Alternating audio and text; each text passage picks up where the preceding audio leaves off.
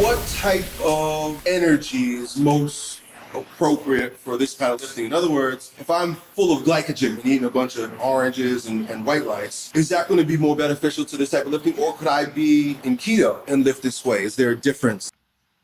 I'll save him the time of day. Yeah, there is a difference. You'll feel better on a keto diet overall. You'll recover better, you'll sleep better, your digestion will feel better. Take it a step up, carnivore diet, even better. Pretty much the evolutionary upgrade of the keto diet. So if you've been doing keto for quite some time, your body can probably break down that fat tissue. But for newbies, It has no other choice.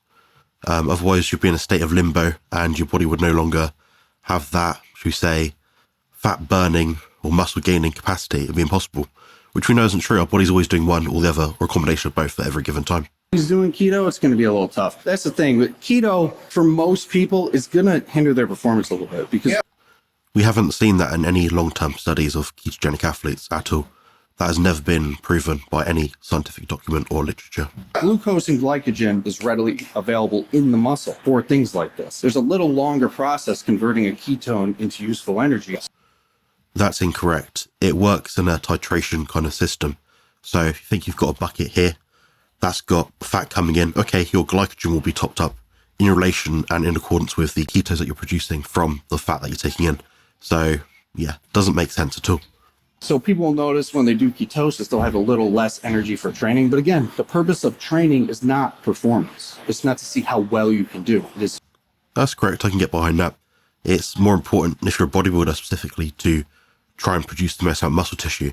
Training is just a metric we happen to use because it happens to make sense and tends to be congruent with muscular progression towards the size. To stimulate the body. So if you're not doing as well, but still stimulating the body, that's fine. I'm personally not a big ketosis person. Again, I probably doubt you've ever tried the ketogenic diet for anything longer than about a week.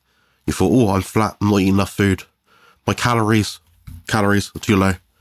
I bet you gave it like a week and you didn't do it properly. With any dietary kind of transition, you have to do it over a period of time. You're not going to expect results in the first week or two. And if this guy was doing it for a year, I'll say, yeah, maybe there is something wrong with the ketogenic diet, but I'm yet to meet anyone that has been doing it for that long that seems to have failed in terms of gym performance. the research shows, like when it comes to fat loss, it's all the same. I mean, if you're into calorie, They're all the same, in theory. One diet is easier to follow because you feel like crap less blood sugar fluctuations, better overall health, better health markers. This has been seen. This has been anecdotally suggested at least. So absolutely not. Could not agree. deficit, whether it's high carb, low carb, doesn't really matter. No, absolutely not. Now, another misinformative video based on opinion, based on speculation, with apparent truths of scientific information being put out, which he cannot document and he'll never be able to prove because that scientific literature does not exist. Thanks very much for watching. Build muscle and lose fat on the carnivore diet.